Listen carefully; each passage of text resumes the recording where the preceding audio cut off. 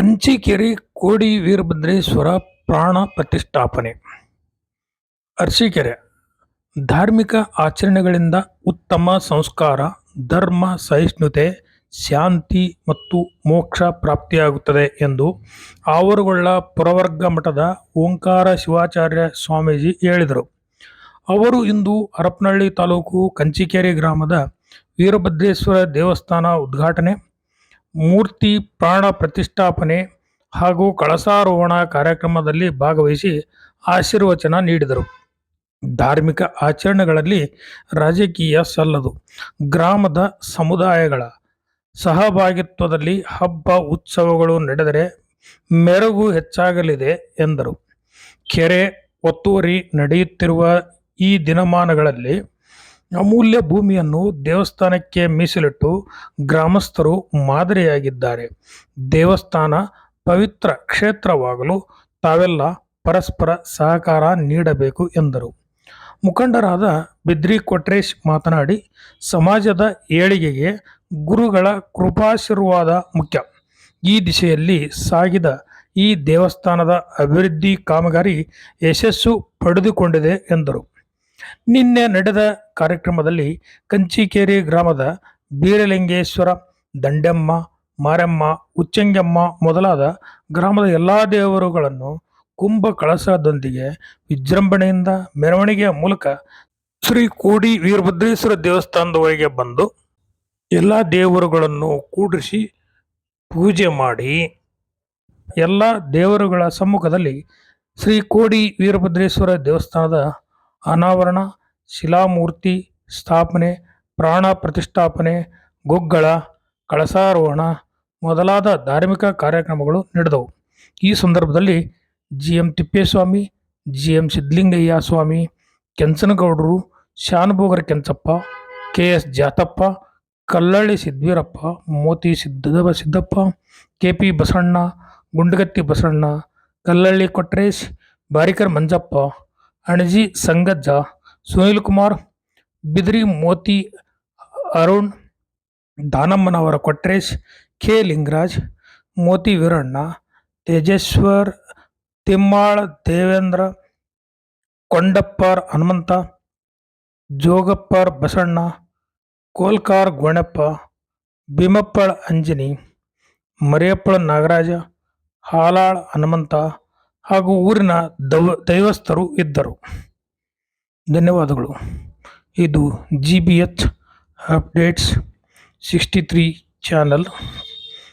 ದಯವಿಟ್ಟು ಈ ಚಾನಲನ್ನು ಫಾಲೋ ಮಾಡಿರಿ, ಸಬ್ಸ್ಕ್ರೈಬ್ ಮಾಡಿರಿ, ಲೈಕ್ ಮತ್ತು ಶೇರ್ ಮಾಡಿರಿ. ಧನ್ಯವಾದಗಳು. ನಮಸ್ಕಾರ.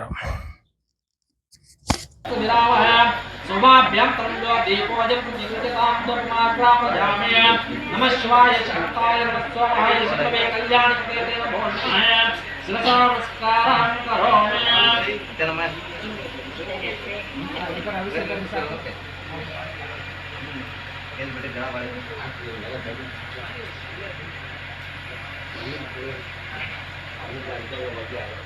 ಯಾವ ಬೇಕಾವ ಹಾಕಿ ಮಾಡ್ರಿ, ಅವ್ರು ತಪ್ಪಾಗ್ತಾರಲ್ಲ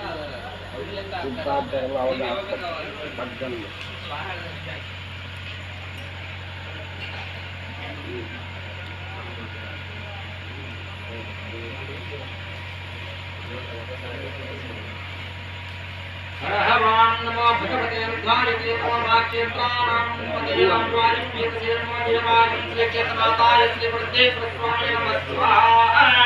ಓಣಸತ್ಯೇಶ್ವರಾಯ ನಮಃ.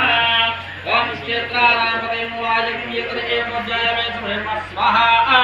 ಗ್ರಾಮ ದೇವತಾ ಶ್ರೀ ಊರಾಂಬಿಕಾ ದೇವತಾಯೇ ನಮಃ. ಊರಾಂಬಿಕಾಯ ಸ್ವಾಹಾ. ಊರಾಂಬಿಕಾಯೇ ನಮಃ. ಓಂ ಕ್ಷೇತ್ರಾಣಾಂ ಪತಯೇ ವಾಯುಂ ಯತಸೇ ನಮೋ ಕ್ಷೇತ್ರಾಧಿಪತಿನಾಂ ಶ್ರೀ ಆಲಸ್ವಾಮಿನೇ ನಮಃ ಸ್ವಾಹಾ. ಕ್ಷೇತ್ರಾಣಾಂ ಪತಯೇ ಶ್ರೀ ಆಲೇಶ್ವರಾಯ ಕಟ್ಕೊಳಕ್ಕೆ ಯಾರು ದೊಡ್ಡ ಶ್ರೀಮಂತರ ಆಗ್ಬೇಡ್ರಿ, ಭಕ್ತರಾಗಿ ಇರ್ರಿ ಅಂತ ತಿಳ್ಕೊಂಡು ನಾವು ಹೇಳ್ತೇವೆ. ದೇವಸ್ಥಾನದ ಪಾವಿತ್ರತೆ ಉಳಿಬೇಕಪ್ಪ ಅಂತಂದ್ರೆ ನೀವು ದೇವರನ್ನ ದೇವರಾಗಿ ಕಂಡುಕೊಂಡು ನೀವು ಭಕ್ತರಾಗಿ ಇರಬೇಕು. ಭಕ್ತರು ಕೊಟ್ಟದ್ದನ್ನು ಕಣಕಣವನ್ನು ಕೂಡಿಸಿ ಇಲ್ಲಿರುವಂತ ಪ್ರತಿಯೊಂದು ಕೂಡ ಕ್ರಿಯೆ ಸದ್ವಿನಿಯೋಗ ಮಾಡಿಕೊಂಡಾಗ ದೇವಸ್ಥಾನದ ಪಾವಿತ್ರತೆ ಉಳಿಲಿಕ್ಕೆ ಸಾಧ್ಯ ಐತೆ. ಅರ್ಚಕಶ್ಯ ಪ್ರಭಾವೇನ ಶಿಲಾ ಬಹುದಿ ಶಂಕರ ದೇವಸ್ಥಾನದಲ್ಲಿ ಶಿಲೆಯಲ್ಲಿರ್ತಕ್ಕಂಥ ಸ್ವಾಮಿ ಪ್ರಭೆ ಒಳಬೇಕಪ್ಪ ಅಂದ್ರೆ ಪೂಜಾರಿ ಅರ್ಚಕ ನಿಜವಾಗಿರ್ತಕ್ಕಂಥ ಪ್ರಭೆ ಒಂದು ಕಡೆಗೆ ಆಗಬೇಕು. ಜೊತೆಗೆ ದೇವಸ್ಥಾನ ಕಟ್ಟೋದೊಳಗಲ್ಲ, ದೇವಸ್ಥಾನನ ಶುಚಿಯಾಗಿಡುವುದೇ ದೇವರಿಗೆ ಸಲ್ಲಿಸುವ ಪ್ರಥಮ ಸೇವೆ. ದೇವಸ್ಥಾನ ಕಟ್ಟಿ ಮುಗಿಸಿದ್ವಿ ಕೈ ತೊಳ್ಕೊಂಡು ಅಂತ ತಿಳ್ಕೊಂಡು ನಾಳೆ ಒಂದ್ ದಿವಸ ಗುಗ್ಗಳ ಮಾಡಿ ನಾಳೆಲ್ಲ ಮನೆ ಸೇರ್ಕೊಳ್ಳಂಗಿಲ್ಲ. ಪ್ರತಿನಿತ್ಯ ಸಾಯಂಕಾಲ ಇಲ್ಲಿವರೆಗೆ ಹೆಂಗ್ ಭಜನೆ ಮಾಡಿದ್ರೆ ಕೂತ್ಕೊಂತಿದ್ರೆ ಬಂದೆಲ್ಲ ಚಿಂತನೆ ಮಾಡಿದ್ರೆ ಹಂಗೆ ಮಾಡಬೇಕು. ಇದೆಲ್ಲ ವೈಭವೀಕರಿಸಬೇಕು. ಈ ಜಾಗ ಬಹಳಷ್ಟು ದೊಡ್ಡದಿದೆ. ಭಕ್ತರು ಕೊಡುವಂತ ಅಣುವನ್ನ ಘನವನ್ನಾಗಿಸಿ ಆ ಧನವನ್ನ ಇಲ್ಲಿ ಯಾತ್ರಾ ನಿವಾಸ, ಕಲ್ಯಾಣ ಮಂಟಪ, ಸಮುದಾಯ ಭವನ ಎಲ್ಲದೂ ಕೂಡ ಮಾಡಿ. ಆ ಕಡೆ ಸಿದ್ದಪ್ಪಂದಿದೆ, ಈ ಕಡೆ ಹಿರಣೊಂದಾಗ್ಲಿ ಎಲ್ಲರಿಗೂ ಕೈಗೆಟುಕುವಂತ ರೀತಿಯಲ್ಲಿ ಗ್ರಾಮಾಂತರ ಪ್ರದೇಶದಲ್ಲಿ ಅವಿಮುಕ್ತವಾಗಿರ್ತಕ್ಕಂಥ ಆಧ್ಯಾತ್ಮಿಕ ಕೇಂದ್ರ ಬಿಂದು ವೀರಭದ್ರ ಸ್ವಾಮಿ ದೇವಸ್ಥಾನ ದಿವ್ಯ ದೇಗುಲ ಆಗ್ಬೇಕು ಅಂತಕ್ಕಂಥ ಕನಸನ್ನ ನಾವು ಮಾಡಿದ್ವಿ. ಅದು ಕನಸು ನಿಮ್ದು ಆಗ್ಬೇಕು, ಅದು ಸ್ವಾಮಿ ಇಚ್ಛೆಯಿಂದ ನಡಿಬೇಕು ಅಂತಕ್ಕಂಥ ಮಾತನ್ನು ವ್ಯಕ್ತಪಡಿಸ್ತೇವೆ. ಅದಕ್ಕೆ ಕೊಡುವಂತ ರೀತಿಯಲ್ಲಿ ಇವತ್ತು ಪೂರಕವಾಗಿದೆ ಅಂತಕ್ಕಂಥ ಮಾತನ್ನು ಹೇಳಬೇಕಾಗಿದೆ.